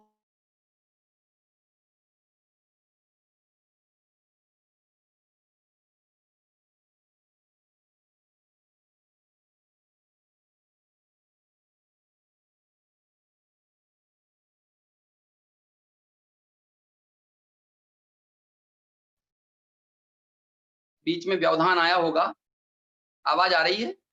हाँ, आ रही है। परफेक्ट। हाँ, वो क्या बीच में लाइट चली गई तो एकदम से नेट या डिस्कनेक्ट हो गया था, अभी मैंने डेटा से इसको जोड़ा है। कोई दिक्कत नहीं। कुल मिलाकर कहने का अभिप्राय ये है कि जब कभी भी हम आगम का अध्ययन करेंगे, शास्त्रों के आधार से बात को समझने की चेष्टा करेंगे, तो वहाँ तो ज्ञानी ये कहते हैं कि भाई सम्यक दर्शन के लोभी भी मत बनो। क्यों? क्योंकि सम्यक दर्शन तो एक पर्याय का नाम है। मैं तो वो तत्व हूँ जिसमें से अनंतों सम्यक दर्शन बाहर निकलते हैं। आपसे एक प्रश्न किया जाए कि भाई आपको 1 टन सोना चाहिए या फिर आपको 1 ग्राम का पारसमणि पत्थर चाहिए? अब आपका उत्तर क्या होगा बताइए? 1 टन सोना चाहिए आपको या 1 ग्राम की पारसमणि पत्थर चाहिए? कोई मूर्ख ही होगा जो ये कहेगा कि मुझको 1 टन सोना दे दो। जो समझदार होगा वो तो ये कहेगा कि मुझे वो 1 ग्राम पारस पत्थर मिल जाए, तो उस 1 ग्राम पारस पत्थर से मैं चाहे जितने लोहे को सोने में तब्दील कर सकता हूं। ऐसे ही आपसे सवाल है कि आप एक एक समय की सम्यक दर्शन की पर्याय चाहेंगे या उस त्रिकाली ध्रुव द्रव्य भगवान आत्मा को चाहेंगे जिससे अनंतों सम्यक दर्शन की पर्याय निकलती हैं। तो समझदार व्यक्ति तो वो होगा जो एक समय की सम्यक दर्शन की पर्याय पर दृष्टि नहीं डालेगा, बल्कि अपनी त्रिकाली ध्रुव भगवान आत्मा पर दृष्टि डालेगा। कितनी सुंदर चर्चा आगम में जिनवाणी में मिलती है कि वास्तव में हमें क्यों हमारे स्वरूप का निर्णय करना है, क्यों हमें साक्षी भाव से रहना है, क्यों हमको टोटल एक्सेप्टेंस की बात करना है। क्यों? क्योंकि एक्सपेक्टेशन मेरा स्वरूप नहीं है, लेकिन ज्ञाता दृष्टा रहना, साक्षी रहना, ये मेरा स्वरूप है ना? मैं अपने स्वरूप की श्रद्धा क्यों करूं? क्योंकि वो मेरा स्वरूप है। अब ये बात अलग है कि अपने स्वरूप का निर्णय करने से, स्वरूप की श्रद्धा करने से, स्वरूप की अनुभूति करने से बाहर में पर्याय में त्रिकाली ध्रुव का निर्णय करने से बाहर में पर्याय में सम्यक दर्शन की केवल ज्ञान आदि की पर्याय प्रकट होती हैं, तो ये तो बाहर की चीज है। मैं तो अपना निर्णय इसीलिए करूं क्योंकि वो मेरा स्वरूप है। देखिए आपसे एक सवाल करते हैं, एक कलेक्टर की मां अपने पुत्र को क्यों पसंद करती है? कि वो कलेक्टर है इसलिए या फिर वो उसका पुत्र है इसलिए? अरे भाई, कलेक्टर की मां अपने पुत्र को कलेक्टर होने के लिए पसंद नहीं करती। उसे कलेक्टर होने के कारण अपने पुत्र की प्रीति नहीं है, बल्कि वो उसका पुत्र है, उसकी प्रीति का कारण ये है। ऐसे ही मैं अपने त्रिकाली ध्रुव भगवान आत्मा को क्यों चाहूं? क्योंकि इससे सम्यक दर्शन आता है इसीलिए? कि इससे केवल ज्ञान आता है इसीलिए? अरे नहीं भाई, क्योंकि ये मेरा स्वरूप है। और जो मेरा स्वरूप है उसकी मुझे प्रीति करना चाहिए, ये न्याय है। और जो मेरा स्वरूप नहीं है उसकी प्रीति नहीं करना चाहिए, और यदि मैं उसकी प्रीति करता हूं तो ये अन्याय है। जिस व्यक्ति के एक्सपेक्टेशंस बहुत होती हैं, ऐसे एक्सपेक्टेशन से ग्रसित व्यक्ति वास्तव में दुनिया का परिणमन अपने अनुसार करने की लालसा से, इच्छा से अंदर तक भरा रहता है, इतना संतृप्त रहता है, इतना खोया हुआ रहता है, और यही उसकी बेहोशी का कारण है। क्यों? क्योंकि वो चीजों को अपने अनुसार बदलना चाहता है। लेकिन गंभीरता से विचार करें कि हम इस दुनिया के, इस संसार के एक तिनके को भी बदलने में, परिणमित करने में सक्षम नहीं है। और ज्ञानी भगवंतों ने भी हमारे सामने यही देशना प्रतिपादित की। अनेकों, जितने भी ज्ञानी, जितने भी जीव सुखी हुए, उनके सुख का आधार यदि कोई रहा, तो वो सुख का आधार हम मूल में देखेंगे तो अपने स्वरूप की प्रतीति और एक ज्ञाता दृष्टा भाव, एक साक्षी भाव। यदि आपके अंदर वो साक्षी भाव नहीं है, वो स्वीकृति नहीं है, तो समझिए कि आपको कदम-कदम पर, अनेक स्थानों पर इन जड़ पदार्थों से ठोकर खाने को मिलेगी। और ये कितनी कितनी कहना चाहिए कि दुर्भाग्यपूर्ण स्थिति है कि चेतन को जड़ पदार्थ ठोकर दे दें, है ना? देखिए कितनी सुंदर पंक्तियाँ आती हैं बाबूजी युगल जी की, युगल जी साहब की जो 12 भावनाएँ हैं, या फिर उन्होंने जो अपनी पूजन के साथ में जो उद्धृत की हैं कि जड़ पर झुक-झुक जाता चेतन है, चेतन जड़ पर झुक-झुक जाता चेतन है, मार्दव की खंडित काया। मार्दव यानी होता है मान का विपरीत, है ना? मार्दव यानी होता है, मार्दव आत्मा का स्वभाव है। लेकिन जब हम जड़ पर झुक-झुक जाते हैं, हमारे सामने से एक चमचमाती हुई कार निकलती है, तो हमें लगता है कि काश ये कार मुझे मिल जाए। हम किसी घर के सामने से निकलते हैं आलीशान बिल्डिंग से, काश ऐसा मकान मेरा भी हो, है ना? हम टेलीविज़न में कोई विज्ञापन देखते हैं अच्छे नए आए हुए फ़ोन का, आईफ़ोन का, है ना? तो हमारा तुरंत, हमारी चेतना मानो यहाँ से निकलकर मोबाइल फ़ोन में चली जाती है। अरे हम कितना जड़ पर झुकेंगे? हम बचपन से लेकर अभी तक इस शरीर पर झुके पड़े हुए हैं, लेकिन ये शरीर की जब मर्जी पड़ेगी हमको ठोकर मारकर चला जाएगा, और जाता ही है। हमने शरीर के साथ कितनी वफादारी की, लेकिन ये कितना बेवफा है कि जरा-सा मौसम का परिणमन प्रतिकूल होता है, वैसे ही ये शरीर जो है वो प्रतिकूल परिणमने लगता है, अनेक रोग आदि से ग्रसित हो जाता है। तो हम सोचें तो सही कि हम जिस पर झुकते हैं, हम जिसका ख़्याल करते हैं, हम जिसकी वफादारी करते हैं, वास्तव में वो उतने ही वफादार हमारे प्रति हैं या नहीं है। यदि वो हमारे प्रति इसी तरह वफादार नहीं है, तो फिर हमें ये सोचना चाहिए कि हमारी इनके प्रति जो निष्ठा है, वो निष्ठा सही नहीं है, और वो निष्ठा ही वास्तव में हमारे दुःख का कारण है। हैं? अरे भाई, विषयों से अपने को सुखी बनाने का जतन करना, ये ठीक वैसा ही है जैसे सरकते हुए क्षितिज को पकड़ने की कोशिश करना। क्या कह दिया? सरकता हुआ क्षितिज, समझते हैं? क्षितिज किसे कहते हैं? क्षितिज यानी जहाँ पर धरती और आसमान एक होते हुए दिखते हैं। जब आप अपनी छत पर से देखेंगे तो आपको एक जगह ऐसी नजर आएगी जहां पर आपको लगेगा धरती और आसमान मिल रहे हैं। उस स्थान को कहते हैं क्षितिज। लेकिन जब आप उस जगह तक पहुंचेंगे तो क्या होगा? तब आप देखेंगे कि आप जितना आगे बढ़ेंगे वो स्थान और आगे सरक जाएगा और आगे बढ़ जाएगा। फिर आप उसे पकड़ेंगे तो वो चीज और आगे सरक जाएगी। ऐसे ही हमको लगता है कि मेरे पास कार आ जाए तो मैं सुखी हो जाऊंगा। जब आपके पास वो आ जाती है तो वो सुख और सरक कर आगे चला जाता है। जब आपको लगता है मेरे भैया मेरा 50 लाख का पैकेज हो, 1 करोड़ रुपए का पैकेज हो, जब आपके जीवन में वो हो जाता है तो आप देखते हैं कि वो सुख सरक कर और आगे चला गया। इस तरह से हम जन्म लेने से लेकर मृत्यु पर्यंत विषयों को पकड़ने देखते हैं कि वो धीरे-धीरे जब हम सोचते हैं कि इससे हम सुखी होंगे और हम पाते हैं कि आगे जाकर वो चीज़ और आगे सरक जाती है और खिसक जाती है और दूर चली जाती है। जीवन भर हम जिन-जिन चीज़ों को ग्रहण करते हैं, हम देखते हैं कि हमने उनके ग्रहण करने से सुख माना था, लेकिन सुख और आगे चला जाता है और हमारे मन में हमेशा यही लगता है कि समथिंग इज़ मिसिंग। कुछ तो है जो छूट रहा है, कुछ तो है जो हमारे से दूर जा रहा है, कुछ तो है जो हमको नहीं मिला है। वास्तव में वो कुछ तो क्या है? वो कुछ तो है हमारा स्वभाव। और जब तक आपको अपने स्वभाव की प्रतीति नहीं होगी, आप देखेंगे आपको अपने जीवन में बेचैनी निरंतर बनी रहेगी। इस बेचैनी का कारण कोई और नहीं है। इस बेचैनी का कारण यदि कोई है, तो हमारी हमारे स्वभाव से दूरी है, हमारी अपने स्वरूप से दूरी है। मैं अपने आप को ज्ञाता-दृष्टा ना मानना और ज्ञाता-दृष्टा रूप ना रहना, साक्षी ना रहना, यही हमारी सारी परेशानियों और दुखों की वजह है। आखिर में बहुत थोड़ा-सा समय हमारे पास बचा हुआ है 8-10 मिनट का। मैं एक एग्ज़ाम्पल जो आप लोग बहुत सुनते हैं, उस एग्ज़ाम्पल का मैं थोड़ा-सा पोस्टमार्टम करना चाहूँगा, है ना? पोस्टमार्टम यानी थोड़ा-सा उसका अन्वेषण करना चाहेंगे, उसको खोल कर चर्चा करना चाहेंगे। आपने बहुत सुना होगा मृग तृष्णा शब्द, मृग तृष्णा, ये शब्द सुना ही होगा, सभी ने सुना होगा। लेकिन हमने ये शब्द इतनी बार सुन लिया है कि हमें मृग तृष्णा शब्द का मायने ही खत्म हो गए। हम बस पढ़ लेते हैं, हमारा जीवन मृग तृष्णा जैसा है, मृग तृष्णा जैसा हम ज़िंदगी जी रहे हैं, हम बस पढ़ लेते हैं, लेकिन हमें इसका भाव भाषण नहीं रह गया। हमें पता ही नहीं चलता, हम जब मृग तृष्णा सुनेंगे, तो हमको रेगिस्तान में हिरण दौड़ता हुआ नज़र आएगा। लेकिन हमको मृग तृष्णा सुनते हुए कभी भी हम दौड़ते हुए नज़र नहीं आएँगे। इसका मतलब हमने उदाहरण तो पकड़ लिया, लेकिन हम इसके सिद्धांत तक नहीं पहुँचे। ज़रा इसको खोलते हैं, इस उदाहरण को खोलकर चर्चा करते हैं और इस उदाहरण में हम अपने आप को तलाशते हैं कि हम आखिर कैसे मृग तृष्णा से ग्रसित हैं। अगली बार जब आप मृग तृष्णा सुने तो आपको अपनी खबर आना चाहिए, है ना? देखिए, आपको क्या लगता है मृग तृष्णा जो कहते हैं, मृग तृष्णा यानी क्या होता है कि रेगिस्तान के अंदर हिरण या मृग वो बालू यानी रेत को पानी समझकर दौड़ता है ना? और कब तक दौड़ता है? जब तक वो मर नहीं जाता तब तक दौड़ता है। आप ये सोचिए, क्या उसको दुःख ही दुःख होता है या सुख भी मिलता है? मतलब कुछ सुख जैसा भी फ़ील होता है? कुछ सुखाभास उसको होता है या नहीं होता है? अकेला दुःख यदि हो रहा होता, तो वो कभी दौड़ता नहीं। वास्तव में उसे उस दौड़ने के बीच में सुखाभास भी होता है। उसको थोड़ा फ़ील गुड भी होता है, फ़ील गुड।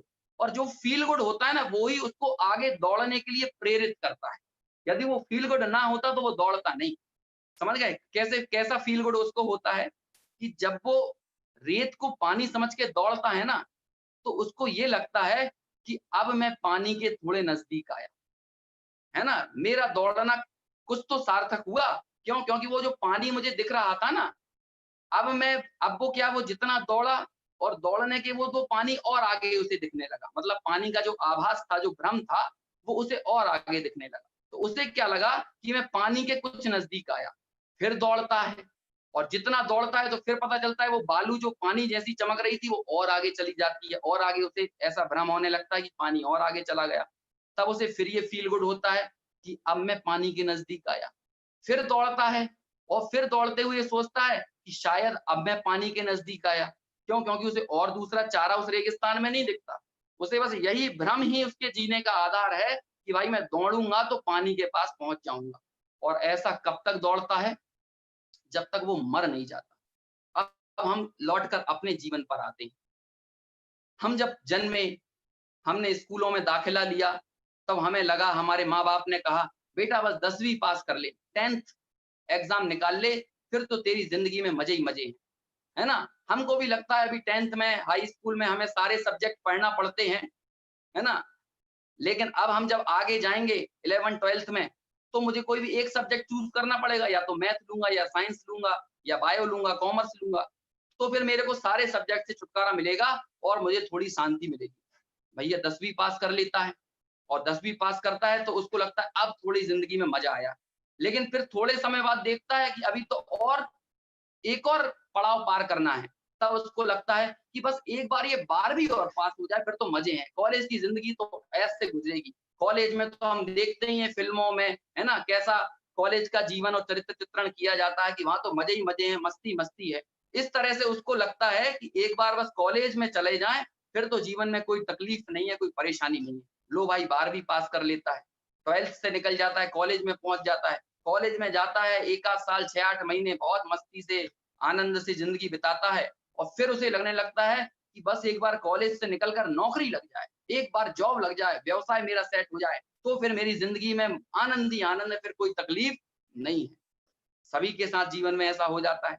कॉलेज से निकल जाते हैं, उनकी जॉब भी लग जाती है और उनको लगता है बस अब ज़िंदगी सेट है। जॉब लग गई, जॉब लगने के बाद सोचते हैं कि भाई बस अब तो शादी हो जाए, शादी के बाद तो लाइफ़ एकदम सेट है। ऐसा सोचकर फिर लगता है कि अब तो सुख एकदम नज़दीक आ गया, बस विवाह और करना है, फिर तो मस्त नौकरी है, मस्त पत्नी है ना? और फिर तो आनंद के, लो भाई शादी भी हो जाती है। अब क्या हुआ? अब उसको लगता है कि बस बच्चे और हो जाएँ, हम 2 हमारे 2। जहाँ बच्चे हुए तो बस हम 2 हमारे 2, नौकरी है, घर है, परिवार है, आनंद के साथ जीवन जिएँगे, फिर तो सुख एकदम हो ही गया। लो भाई, सबके साथ ये घटना भी घट जाती है, विवाह भी हो गया और बाल-बच्चे भी हो गए। अब क्या? अब सुखी हो गए? अब शांति मिल गई? तृप्ति हो गई? अरे नहीं भाई, अभी भी आपकी जर्नी बंद नहीं हुई है, अभी भी आप सफ़र में ही हो। अब सफ़र नए सिरे से चालू होगा। अब बच्चों की 10वीं, बच्चों की 12वीं, बच्चों के कॉलेज, बच्चों की शादी, बच्चों के बच्चे, और ये दौड़ हमारी कब तक चलती है? जैसे वहाँ हिरण नहीं मर जाता ना, ऐसे ही जब तक यहाँ हम नहीं मर जाते, तब तक हमारी विषयों के संग्रहण की दौड़ चलती रहती है। और हमको हर बार ये लगता है कि बस अब सुख तो नज़दीक है।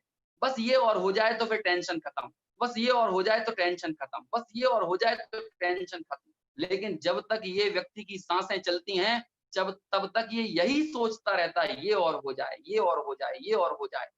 ऐसे हो जाए, हो जाए, हो जाए, अपेक्षा, अपेक्षा, एक्सपेक्टेशन, बस इसी एक्सपेक्टेशंस के साथ ये जीवन जीता रहता है और हम सब लोग उस मृग तृष्णा की भांति, अब आप सोचिए कि जब मृग तृष्णा आपको कहा जाएगा ना, तो आप हिरण को मत दौड़ाना, बल्कि आप अपने आप को दौड़ाना, है ना? यदि हमें उस मृग तृष्णा में, इस दुनिया में हम दौड़ते हुए नज़र नहीं आए, हैं?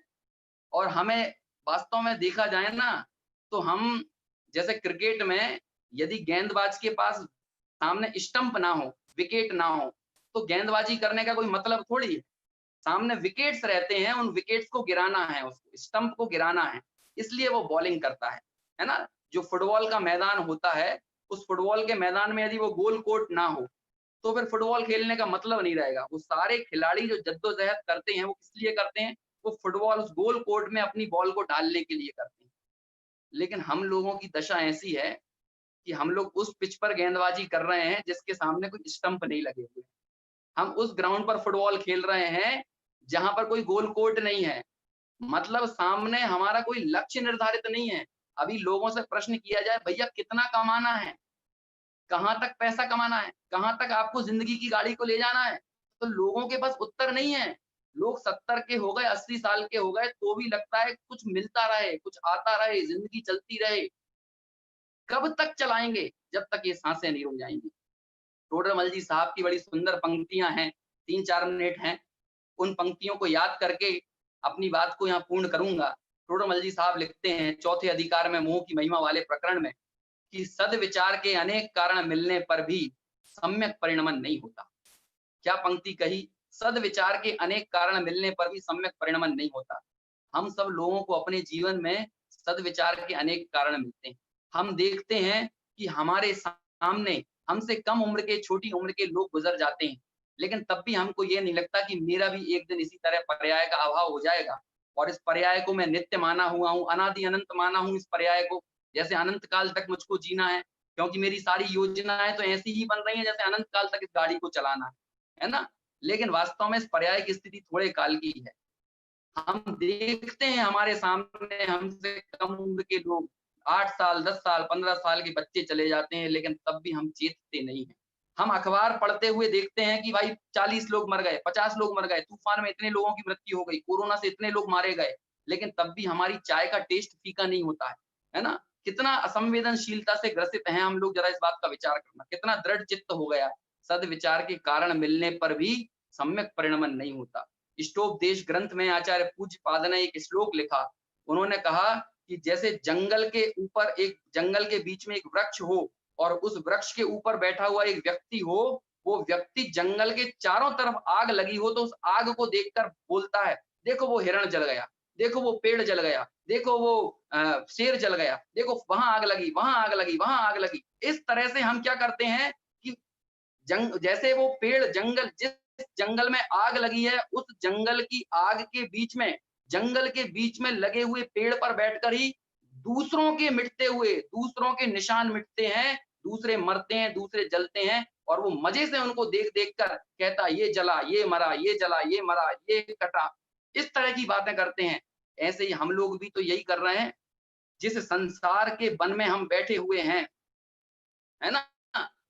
ये देखिए आपकी स्क्रीन पर भी आया, सत्य विचार के अनेक कारण मिलने पर भी सम्यक परिणमन नहीं होता, है ना? इसी तरह हम संसार में रहते हुए, संसार के बीच में रहते हुए भी हम लोग यही तो कहते हैं, कोरोना से 40 और मर गए, कोरोना से 50 और मर गए, है ना? कोरोना से 1 लाख लोग अमेरिका में मरे, इटली में इतने लाख लोग मर गए, फलानी जगह इतने हजार लोग मर गए, इंडिया में इतने मरे, गुजरात में इतने मरे, महाराष्ट्र में इतने मरे, मध्य प्रदेश में इतने मरे। इस तरह से हम चर्चा करते हैं, ऐसा लगता है कि हम इस दुनिया से तो कोई बाहर की चीज है। अरे भाई, जब पूरे देश दुनिया में आग लगी हुई हो और ये आग हम तक ना पहुंचे, इस बात की क्या गारंटी है? आप लोग कैसे इसका मजा ले रहे हैं और अपने स्वरूप की खबर नहीं कर रहे हैं, अपने स्वरूप का निर्णय नहीं कर रहे हैं, एक्सपेक्टेशंस में ही अपनी जिंदगी को गुजार रहे हैं और साक्षी भाव, ज्ञाता दृष्टा भाव उसको ग्रहण नहीं कर रहे हैं। वास्तव में जब तक इन इच्छाओं का अभाव नहीं होगा, जब तक हम अपेक्षाओं से विदा नहीं लेंगे, जब तक हमारे अंदर ज्ञाता दृष्टा भाव जागृत नहीं होगा, अपने स्वरूप का ख्याल नहीं होगा, स्वरूप की अनुभूति नहीं होगी, स्वरूप की स्मृति नहीं होगी, तब तक समझ लीजिए कि हमारी ये अंधी दौड़ ऐसी ही चलती रहेगी और इस अंधी दौड़ में हम लगातार ठोकरें खाते रहेंगे, ठोकरें खाकर दुखी होते रहेंगे। लेकिन इसके बावजूद भी यदि हम नहीं चेते, तो टोडरमल जी साहब कहते हैं कि ऐसे जीवों के अभाग्य की महिमा हमसे तो नहीं कही जाती। वास्तव में हमें जो संयोग प्राप्त हुए हैं, उनके प्रति तो ऐसी दृष्टि रहना चाहिए कि जो प्राप्त है वही पर्याप्त है ना? जो कुछ भी हमें मिला है, क्योंकि दुनिया में हम देख रहे हैं अनेक जीव ऐसे हैं कि उन्हें वो कुछ नसीब नहीं हुआ है। क्यों? क्योंकि हमें जो उपलब्ध हुआ है उसकी हम एक सूची बनाएं और हमको जो उपलब्ध नहीं हुआ है उसकी हम सूची बनाएं, तब आप पाएंगे कि हमें जो उपलब्ध हुआ है उसकी सूची आपको लंबी मिलेगी और जो उपलब्ध नहीं हुआ है उसकी सूची बहुत कम मिलेगी। इसलिए पुण्य के उदय से ये मनुष्य पर्याय मिली, नर्तन मिला, देव गुरु शास्त्र का समागम मिला, जैन धर्म जैन कुल मिला, उत्तम शरीर, निरोगी काया मिली, बुद्धि अच्छी मिली, बुद्धि खराब नहीं है, तो उपयुक्त समय मिला। इस समय का, शक्ति का, बुद्धि का, इस पर्याय का सदुपयोग करके अपने उपयोग को उपयोग में लगाना,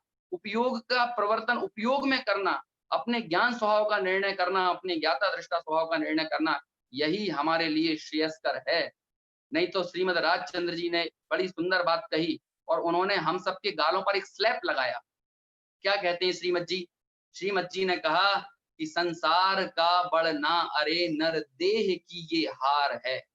यदि तुम्हें नर पर्याय प्राप्त हुई और इसके बाद भी यदि संसार बढ़ रहा है तो यू आर डिफीटेड, आप हार गए हो, आप परास्त हो, आपने जिंदगी नहीं जी है। बाबूजी की पंक्तियां हैं बड़ी सुंदर, जिसने चेतन के भीतर झांका, बस उसने जीवन देखा, बाकी ने तो खींची रे परितप्त तटों पर रेखा। आपने इस जीवन में आकर मनुष्य पर्याय पाकर यदि अपने चैतन्य के भीतर झांका, तभी समझना आपने जीवन जिया है, तभी आपने इस जीवन को देखा है। और यदि आपने ऐसा नहीं किया और सब कुछ किया, धन कमाया, पैसा कमाया, बाहरी व्रत तप उपवास आदि भी कर लिए और आपको लगने लगा हमने बहुत धर्म कर लिया, यदि ये सब किया लेकिन चैतन्य के भीतर नहीं झांका, मतलब अपने स्वरूप का निर्णय नहीं किया और स्वरूप का निर्णय नहीं किया, तब आप ये समझिए कि आपने इस नर्तन नर पर्याय को पाकर भी आपने इस नर पर्याय का सदुपयोग नहीं किया। आपने इस नर्तन को पाकर भी आप हार गए। आपने करोड़ों की संपत्ति क्यों ना जुटा ली हो, लेकिन वो करोड़ों अरबों की संपत्ति का कोई मूल्य नहीं है, यदि आपने मनुष्य पर्याय पाकर अपने भाव के अभाव का प्रयत्न नहीं किया, भाव के अभाव का पुरुषार्थ नहीं किया। ऐसी मंगल संयोग, मंगल घड़ी, मंगल अवसर हम सबके जीवन में आया है। इस जीवन को एक्सपेक्टेशन में बर्बाद ना करके टोटल एक्सेप्टेंस के साथ, पूर्ण स्वीकृति के साथ, ज्ञाता दृष्टा भाव के साथ हम जिएं और अपने कल्याण करें, भाव के अभाव का मार्ग प्रशस्त करें। इसी मंगल भावना के साथ अभी अपनी वाणी को यहीं विराम देता हूँ। सभी लोग कल्याण के मार्ग पर आगे बढ़ें, ऐसी सच्ची भावना के साथ सभी से सादर जय जिनेन्द्र। बहुत ही सुंदर विवेचन आदरणीय पंडित श्री अंकुर जी शास्त्री भोपाल से। आप पूरे वर्ष धर्म प्रभावना के लिए अष्टानिका आदि में, देवलाली, बोरीवली, अनेक जगहों पर आप जाते हैं। बहुत ही सुंदर शैली है। आप देख सकते हैं किसी ने कमेंट भी किया कि अग्रेसिव एंड बहुत अट्रैक्टिव शैली है। उसका रीज़न ये है कि ये न्यूज़ एंकर है। भोपाल डीडी न्यूज़ जो है उसमें आप एंकर हैं, न्यूज़ एडिटर हैं, तो आपको झलक दिख रही होगी। और चलो वो तो एक बाहरी चीज़ है, बट बहुत अच्छा लगता है कि हमारे ऐसे विद्वान न्यूज़ एंकर हैं, न्यूज़ एडिटर हैं। कल हमने देखा था हमारे अगम भाई आईपीएस ऑफिसर हैं। तो ऐसे लोग जब ऐसे पद पर पहुंचते हैं तो उत्कृष्ट कार्य करते हैं, धर्म प्रभावना होती है। बहुत ही अच्छा लगता है हमारे ऐसे विद्वानों को देखकर, ऐसी पोस्ट पर देखकर। उसके साथ ही इनका ज्ञान भी आप देख सकते हैं, बाहर में तो जो है वो है, बट शास्त्री की है और इनका ज्ञान के समझाने का तरीका बहुत ही सुंदर है। युवाओं में बहुत प्रसिद्ध हैं पंडित जी साहब। किसी के प्रश्न हो तो आप पूछ सकते हैं। आपको पंडित जी साहब बेसिक स्वाध्याय ग्रुप की ओर से बहुत बहुत धन्यवाद। आपने सुंदर तरीके से स्वाध्याय कराया हम सबको। किसी के प्रश्न हो तो रेज हैंड करें, तब तक हम कल सुबह का कार्यक्रम घोषित कर देते हैं। आज सुबह दोपहर 3 से 4 आदरणीय पंडित श्री सुमत प्रकाश जी खनियादाना वालों का लाइव प्रवचन हम सुनेंगे। ज्ञान प्रकाश ज्ञान स्वभाव, आदरणीय पंडित श्री सुमत प्रकाश जी भाई साहब का हम प्रवचन का लाभ लेंगे। शाम को 8 से 9 छेडाला पर हम आदरणीय पंडित श्री महावीर प्रसाद जी शास्त्री वालों का लाभ लेंगे उदयपुर। और कल सुबह 11 से 12 हमारे साथ होंगे आदरणीय पंडित श्री दीपक जी वैद्य। दीपक जी वैद्य का हम लाभ लेंगे। उनका विषय है, आप ध्यान से पढ़िए, जैन श्रावकाचार से स्वास्थ्य रक्षा। पंडित जी खुद डॉक्टर हैं, तो आप जरूर इस विषय को सुनना कि जैन श्रावकाचार से अपने स्वास्थ्य की रक्षा कैसे की जाती है। पंडित जी भी फिलहाल जयपुर में डॉक्टर हैं, उनकी क्लिनिक है, औषधालय है, तो आप जरूर लाभ लें। जैन दर्शन के हिसाब से हम कैसे उनका लाभ ले सकते हैं, जरूर लाभ ले हुए। नरेश भाई साहब। बहुत बहुत धन्यवाद। पंडित जी ने बहुत ही सुंदर सुंदर उदाहरणों से आज व्याख्यान दिया था। जैसे कि जो प्राप्त है वही पर्याप्त है। सच में आत्महित के लक्ष्य को निर्धारित करने की महत्वता का जो सुंदर उदाहरण उन्होंने दिया है पंडित श्री अंकुर जी ने, उन्हें बहुत बहुत धन्यवाद बेसिक स्वाध्याय ग्रुप दादर की ओर से। और भविष्य में भी उनके स्वाध्याय का लाभ हम अवश्य लेंगे, यही भावना रखते हैं। अब प्रश्नोत्तरी की शैली में कुछ प्रश्न आए हैं, तो मैं रतन जी से रिक्वेस्ट करूंगा कि वो प्रश्न पूछें। रतन जी।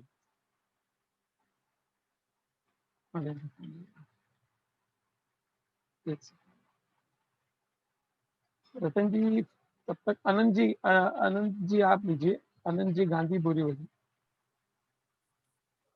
जय जिनेन्द्र। पंडित जी आवाज आ रही है? जी बिल्कुल। अंकुर जी, अच्छा मैं पूछने जा रहा था कि आपने जो बताया ना कि साक्षी भाव में जो सिद्धांत घटित होते हैं, कर्मबद्ध स्वतंत्रता, और एक बार जरा बताइए ना। मैं ये कह रहा हूँ कि टोटल एक्सेप्टेंस मतलब ज्ञाता दृष्टा भाव या पूर्ण साक्षी भाव जो है, आपने जब पूर्ण साक्षी भाव का निर्णय किया तो उसमें आपने क्रमबद्ध का भी निर्णय किया कि सभी पर्याय क्रमबद्ध हैं। वस्तु का स्वतंत्रता का, हर एक द्रव्य अपने अपने पूर्ण स्वतंत्रता के साथ वर्त रहा है, उसका कोई भी करने धरने वाला नहीं। इस तरह वास्तु स्वातंत्र को आपने माना, अकर्तावाद को माना कि ना इस विश्व का मैं करने वाला हूँ, ना ईश्वर करने वाला है। इस तरह आपने अकर्तावाद को स्वीकारा। 4 अभाव की आपको स्वीकृति हुई। 4 अभाव की स्वीकृति इन द सेंस आपने प्राग भाव, प्रध्वंसा भाव, अन्योन्या भाव, अत्यंता भाव, इन 4 अभावों को माना, है ना? इसी तरह आपने निमित्त उपादान का सच्चा निर्णय किया, है ना? कि वास्तव में निमित्तों से कार्य नहीं होता, हर कार्य अपने-अपने हर द्रव्य की अपनी उपादानगत योग्यता से होता है। इस तरह जनागम के जो अनेक सिद्धांत हैं, वो इस ज्ञाता दृष्टा भाव में घटित होते हैं, गर्भित होते हैं। इस तरह से बात कही थी। बाकी ज्ञाता दृष्टा जो भाव अपने को प्रकट होता है, तो ये सब सिद्धांत अपने आप घटित हो जाते हैं मतलब। हाँ, देखिए आत्म अनुभव में सारा जैनागम का निर्णय गर्भित है, और जिस व्यक्ति को आत्मानुभव नहीं है, वो व्यक्ति 11 अंग 9 पूर्व का पाठी भी क्यों ना हो, लेकिन तब भी उसने वास्तव में जैनागम का, पंच परमेश्वरियों का, जिनवाणी का, देवगुरु शास्त्र का निर्णय नहीं किया। आत्मानुभूति यदि देव शास्त्र गुरु का निर्णय पंच पर... धन्यवाद। जय जय। अगले प्रश्न के लिए रतन जी, आप स्वयं से अनम्यूट करें। पंडित जी जय जिनेंद्र। जी जय जिनेंद्र। थोड़ा सा मैं आपकी चाहिए हाईलाइट कीजिए थोड़ा सा एक्सेप्टेंस और सरेंडर के बीच में जो हेयरलाइन डिफरेंस है। अच्छा, एक्सेप्टेंस और सरेंडर के बीच में देखिए, जब आप दुनिया की परिस्थितियों को एक्सेप्ट करते हैं ना, तो लोग आपको यही समझेंगे कि आपने सरेंडर कर दिया है ना?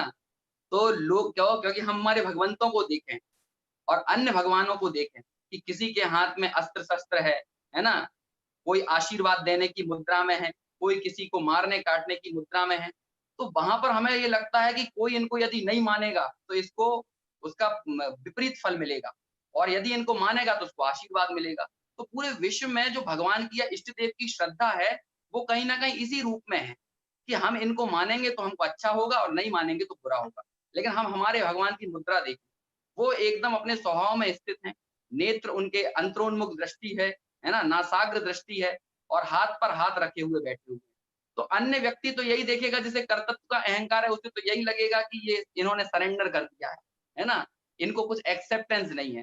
वास्तव में हम कर्तृत्व के अहंकार से, अभिमान से इतने पीड़ित हैं कि जब हमें कोई चीज साक्षी भाव की बात आती है ना, तो हमको ये लगता है कि शायद हमने सरेंडर कर दिया है।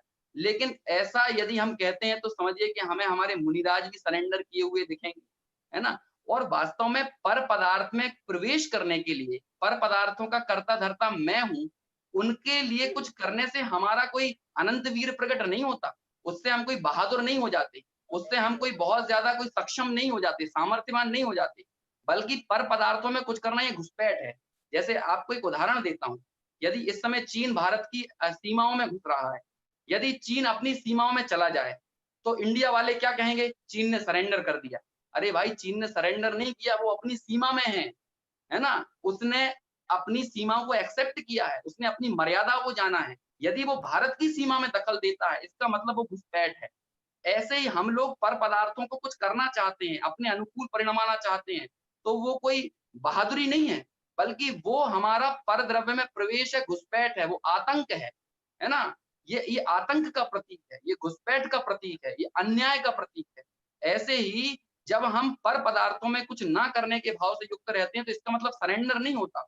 जब हम ज्ञाता दृष्टा भाव से वर्तते हैं, जब हम साक्षी भाव से वर्तते हैं, तो इसका मतलब सरेंडर नहीं होता, बल्कि ये हमें हमारी सीमाओं का ज्ञान है ना। हम पढ़ते हैं पूजा में, अपनी सीमा में सीमित हो, सिमंदर भगवान की पूजन में आते हैं ना कि भाई हे भगवान, आप अपनी सीमाओं में सीमित हो, तब भी आपका ज्ञान असीम है। ऐसे इस ज्ञान के माध्यम से पूरे लोकालोक को जानने के बावजूद हमारे भगवान अपने स्वरूप को नहीं छोड़ते हैं। मैं एक छोटा सा वाक्य आपको बोलूंगा, ज्ञान की कोई सीमा नहीं है, लेकिन अपनी सीमाओं का ज्ञान होना चाहिए। ज्ञान की कोई सीमा नहीं है, ज्ञान अगाध है ना। आज तो गूगल पे ही देख लीजिए कितना ज्ञान पड़ा हुआ है। लेकिन सच्चा ज्ञानी कौन है? सच्चा ज्ञानी वो है जिसे अपनी सीमाओं का ज्ञान है ना। ज्ञान का अहंकार तो सबको होता है, लेकिन ज्ञानी कौन है? जिसको अपने अहंकार का ज्ञान है।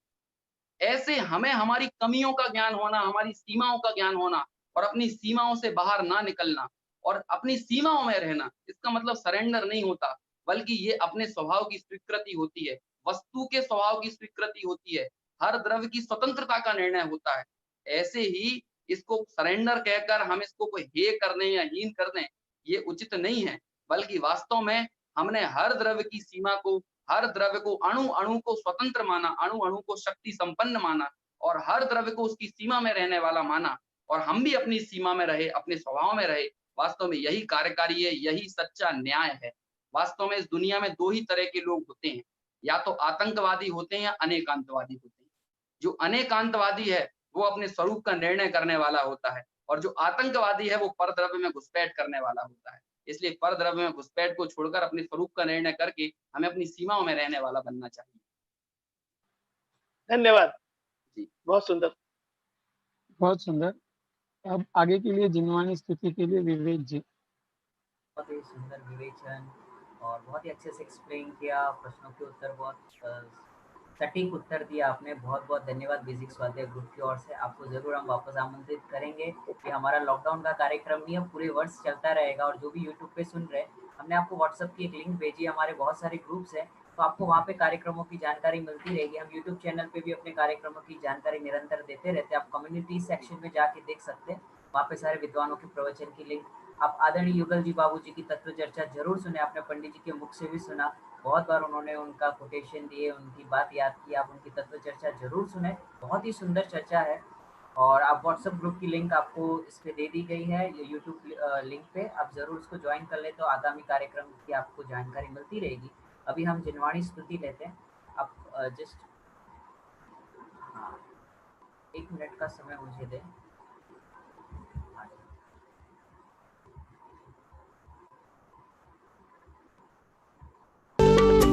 माँ जिनवाणी तेरो नाम सारे जग में धन्य है, तेरी पूजा करते